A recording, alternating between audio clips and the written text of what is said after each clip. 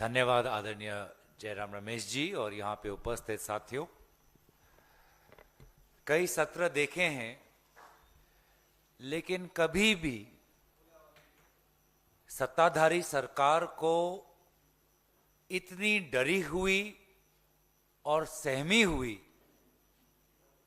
पूरे सत्र के दौरान नहीं देखा है और शायद पहली बार हमने इस सत्र में देखा जिसमें प्रधानमंत्री मोदी जी, गृह मंत्री अमित शाह जी संपूर्ण रूप से सदन की कार्यवाही से परे थे और अनुपस्थित थे।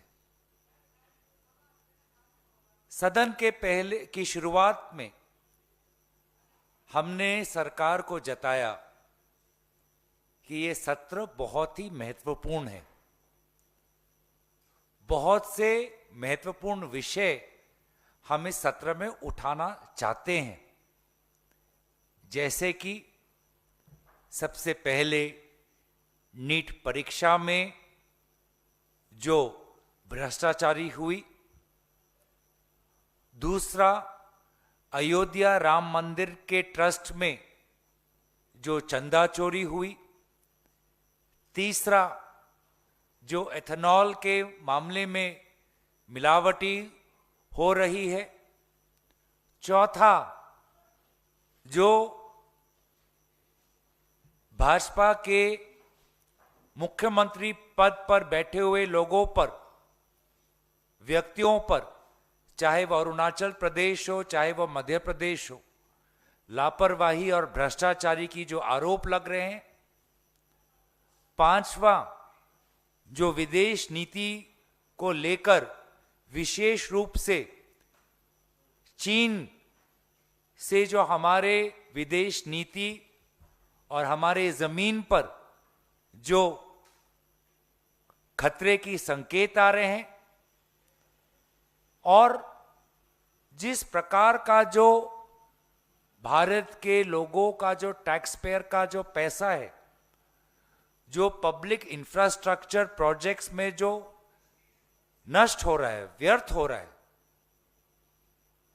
कहीं हाईवे गिर रहे नहीं, कहीं हाईवे में हम देख रहे हैं कि क्वालिटी में बहुत वहां पर बड़े बड़े प्रश्न हैं, एक्सप्रेसवे में, फ्लाईओवर में, एयरपोर्ट में, ये सारे जो पब्लिक इंफ्रास्ट्रक्चर जो प्रोजेक्ट्स हो रहे हैं, कहीं ना कहीं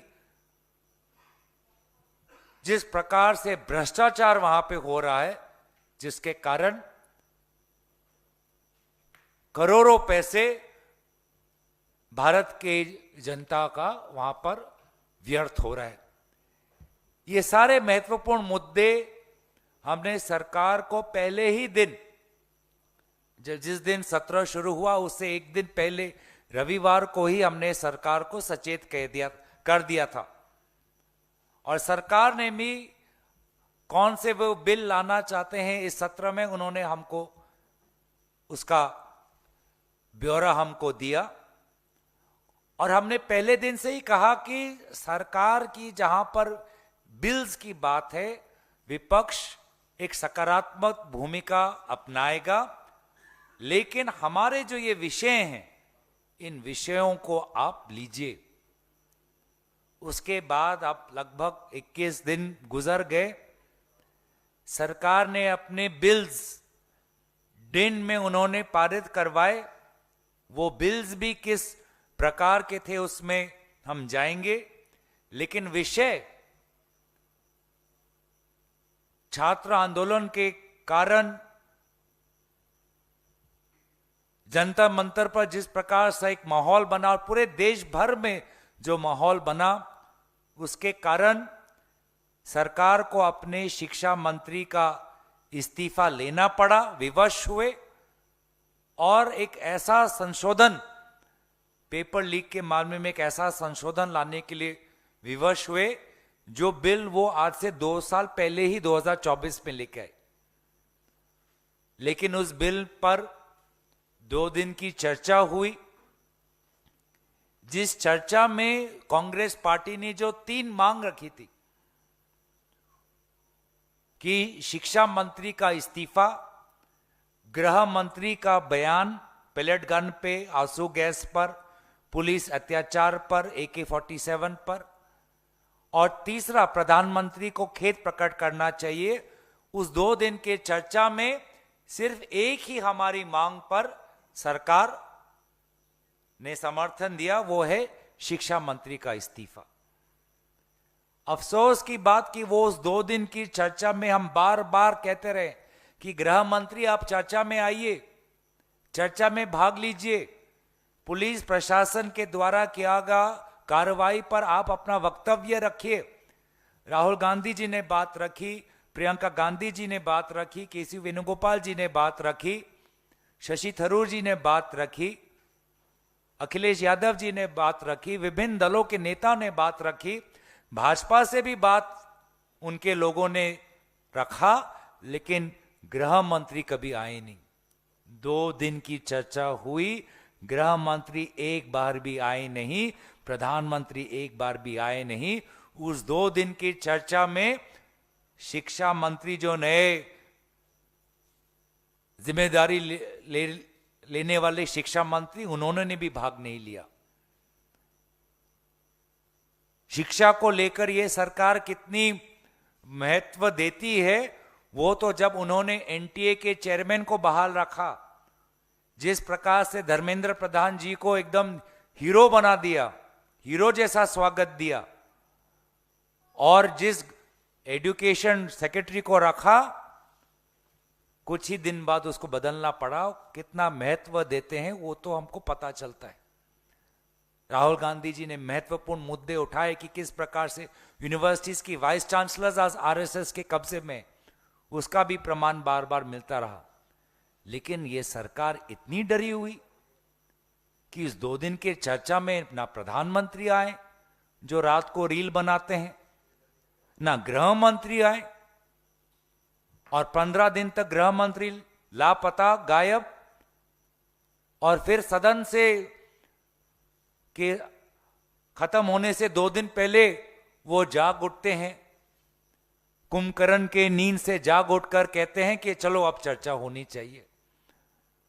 जब चर्चा हुई तब तो आप नहीं थे, अब 15 दिन बाद आप कहते हो कि चर्चा होनी चाहिए, मैं चर्चा के लिए तैयार हूं।